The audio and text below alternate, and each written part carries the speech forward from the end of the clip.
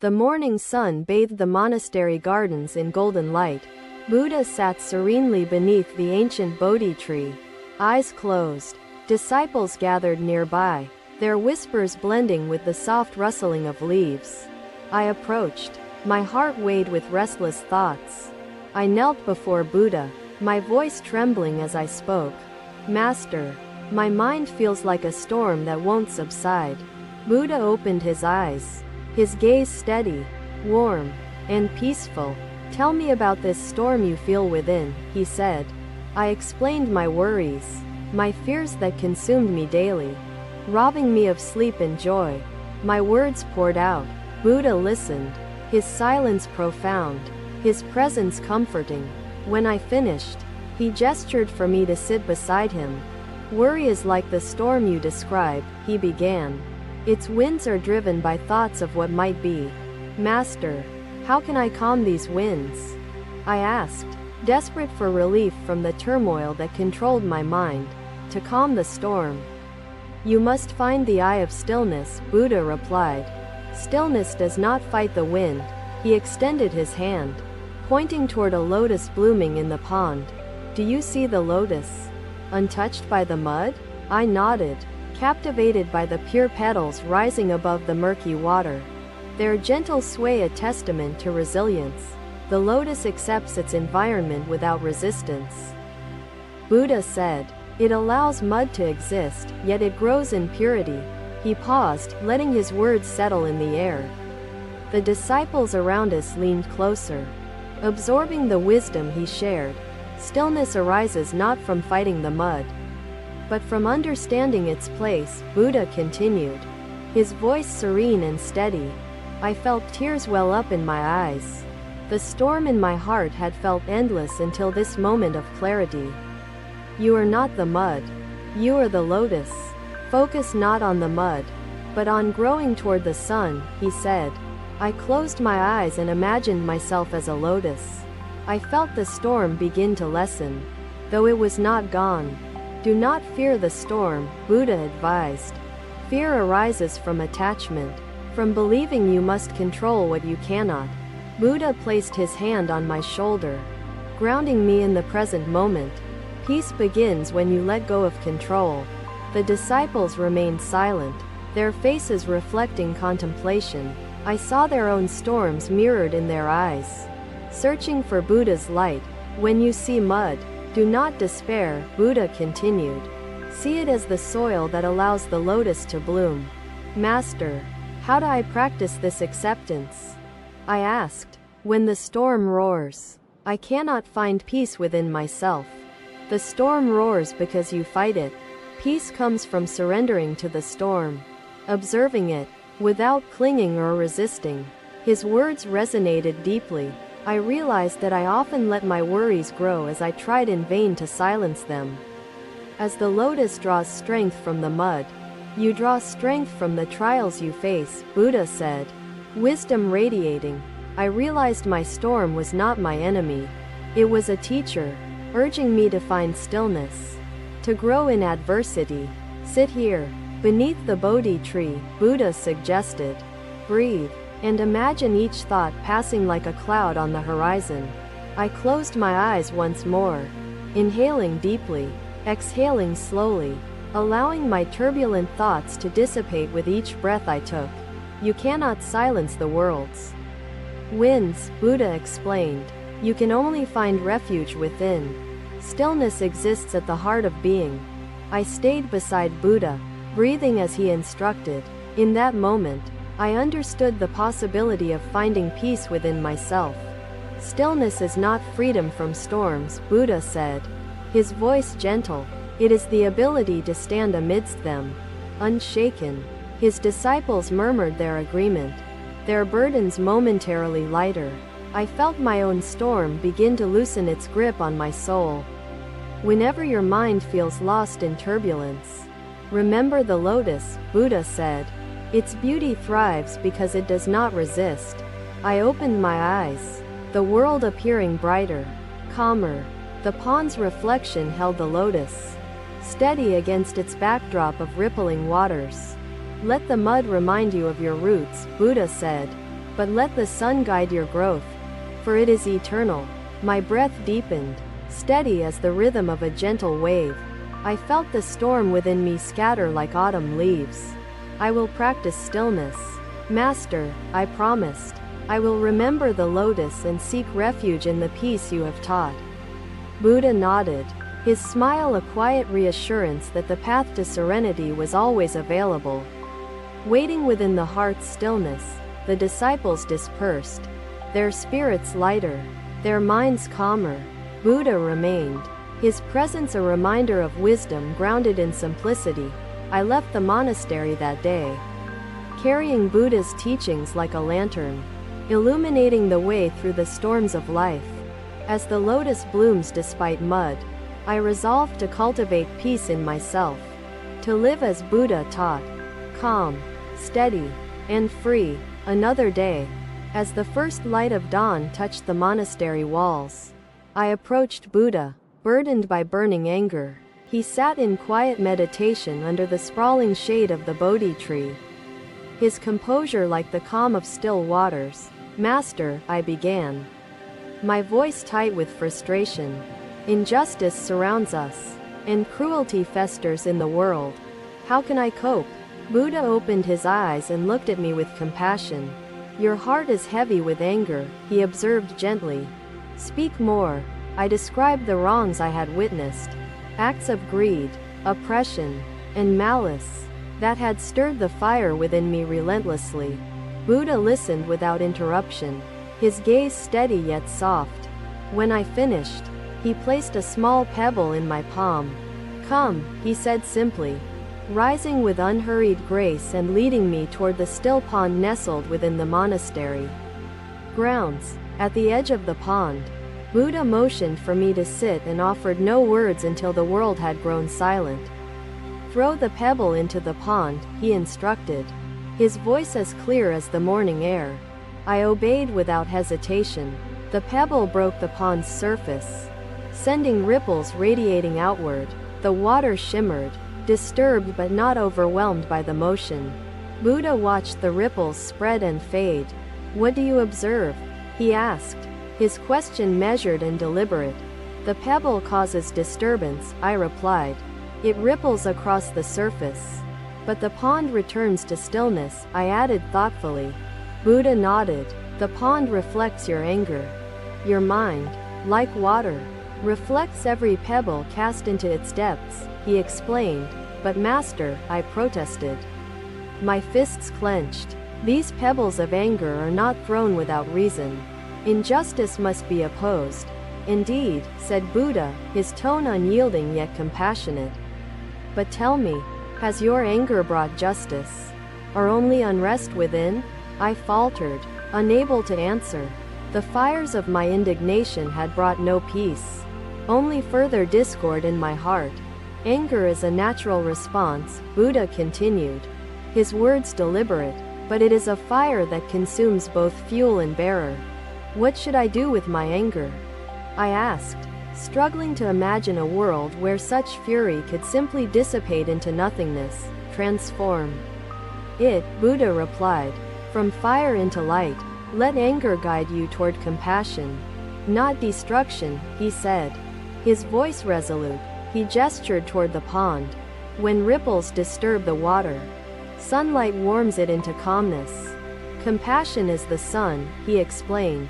But Master, I persisted, how do I act against cruelty without succumbing to rage? Action feels futile without the heat of anger. Act not out of anger, but out of kindness, Buddha instructed. Kindness is strength, unshaken by storm or opposition, he said. I stared at the pond, watching its surface slowly return to clarity. Kindness feels fragile, I whispered, voicing my lingering doubt. Kindness is enduring, Buddha replied, his tone unwavering. It may seem soft, yet it transforms even the hardest hearts, he said. He then placed his hand gently on my shoulder. Begin by practicing kindness with yourself, he suggested. Anger often begins within.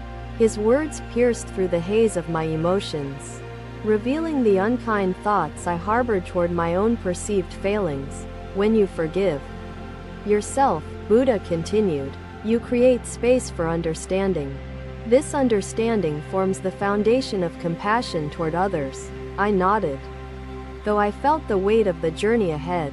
But Master, forgiveness feels like accepting injustice, I admitted honestly. Forgiveness is not acceptance. Buddha clarified, it is releasing the hold of anger on your spirit, freeing you to act wisely. His words resonated deeply, sparking a glimmer of hope. The possibility of wisdom born from compassion, not fury, began to take root. Master, I asked hesitantly, how do I ensure my kindness does not enable further harm, but instead creates true change? Kindness is not weakness, Buddha reassured me. It is strength wielded with purpose. Guided by wisdom, and aligned with truth, he knelt beside the pond and placed another pebble on its edge. The ripples of kindness grow far beyond their source. I watched as he cast the second pebble gently into the water. Its ripples overlapped with the previous disturbance, soothing its surface. Kindness transforms, Buddha said, rising to his feet. Let it be the pebble you cast into the world's vast waters. I felt the tension in my chest begin to ease, the burden of my anger lifting as his words illuminated a clearer path. Will the world always respond with kindness, Master? I asked, fearing the futility of such an approach in a world of conflict. The world may not, Buddha admitted, his voice solemn yet hopeful, but your heart will remain unshaken, your spirit at peace. I carried his lesson with me, like a lantern illuminating my way, as I sought to act from kindness amidst adversity. Though the world's injustices remained, I found solace in the stillness of the pond within me, where ripples came and passed. Through kindness, I learned to transform my anger into purpose, to soften the fire of fury into the light of compassion. Each act of kindness became a pebble cast into the pond of humanity. And in time, its ripples grew beyond measure. Buddha's wisdom echoed within me, guiding me through the storms of life with clarity, courage, and the enduring strength of kindness. Another day, as the pale moon rose, its silver glow filling the monastery, I approached Buddha, fear gripping my heart. He sat in meditation beneath the Bodhi tree, his posture serene, his presence calming the restless whispers of the night. Master, I began, my voice quivering, a shadow looms over my life. I am terrified of death and its inevitability. Buddha opened his eyes, meeting my troubled gaze. You speak of death as though it is an enemy, he said gently. Master, is it not? I asked, tears brimming. It steals our loved ones, our joy, and the life we cherish. Buddha gestured for me to sit beside him, the soft rustle of leaves accompanying his movements. Tell me more, he said. I poured out my fears, the loss I had endured, the uncertainty of what lies beyond, the weight of impending separation. Buddha listened in profound silence, allowing my words to fill the space, his stillness like an anchor amidst my turmoil. When my voice faltered, he rose and took my hand, leading me toward the meditation hall where a single lamp flickered. Look at this flame, he said, his tone both firm and kind. Do you see how it casts a shadow? I nodded, the flickering light stretching its dark twin upon the walls, a perfect reflection of my fears and thoughts. Life is this flame, Buddha explained. Its light is beautiful, but it cannot shine without casting a shadow. Death, I stared at the lamp, my tears falling freely. But Master, how do I live knowing this shadow follows so closely? By embracing the light, Buddha replied. Death is not to be feared. It is the counterpart of life, not its foe. I struggled to understand his words. But Master, how can I embrace something that threatens to extinguish the light I cherish? Death is inevitable, Buddha said, his voice unwavering, but your fear of it robs you of the life you could enjoy. I gazed at the flame, its dance mesmerizing. How do I let go of this fear? Master? I asked, desperation in my voice. By living fully, Buddha answered. Each moment is a gift. Yet many waste it worrying about moments yet to come. His words struck a chord deep within me. You mean I have been allowing my fear to steal the present? I whispered. Yes, Buddha said. The shadow may follow, but it need not obscure the beauty of the light before you now. I closed my eyes, letting his words sink in. The image of the lamp's light grew vivid in my mind's eye. Do not dwell on the shadow, Buddha continued. Focus on the light. Let its warmth guide your actions and thoughts. I opened my eyes to meet his steady gaze. But Master, how do I reconcile with the reality of losing loved ones? Love deeply, Buddha replied, his voice tender. To love fully in the present is to honor the beauty of that connection. But it hurts, I admitted, my voice shaking. Even the thought of parting from those I love fills me with pain. Pain is natural, Buddha said, but it is also a teacher. It reminds you of the depth of your love. His words began to soften the ache within me, though the sorrow still lingered, as shadows naturally linger behind the light. Grieve when loss comes, Buddha added, but do not let fear steal the moments you still share with loved ones.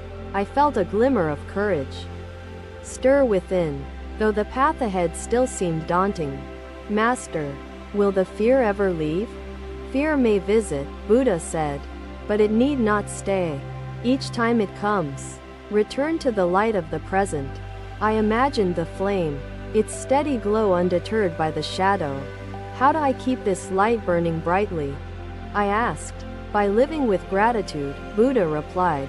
Cherish every breath, every sunrise, every kindness shared. Gratitude fuels the flame of life. I resolved to practice gratitude, to focus on what I had, rather than what I feared to lose. Thank you, Master. Buddha smiled, his expression filled with understanding. Gratitude will guide you. Remember, the flame's brightness outshines the shadow it casts. I stayed in the meditation hall long after Buddha departed. The lamp's flicker a companion to my newfound resolve and hope. As I left the hall, the moon's light illuminated the path before me, its beauty undiminished by the surrounding darkness. In that moment, I vowed to live as Buddha taught, to cherish each day, embrace love, and focus on life's precious flame. The shadow of death no longer held its overwhelming power, for I now understood that it walked only where light shone. Buddha's teachings became my guide, showing me how to turn fear into appreciation, sorrow into love, and the unknown into peace. Thank you for watching. Buddha's teachings are always with you. Subscribe to our channel and we will see you in the next video.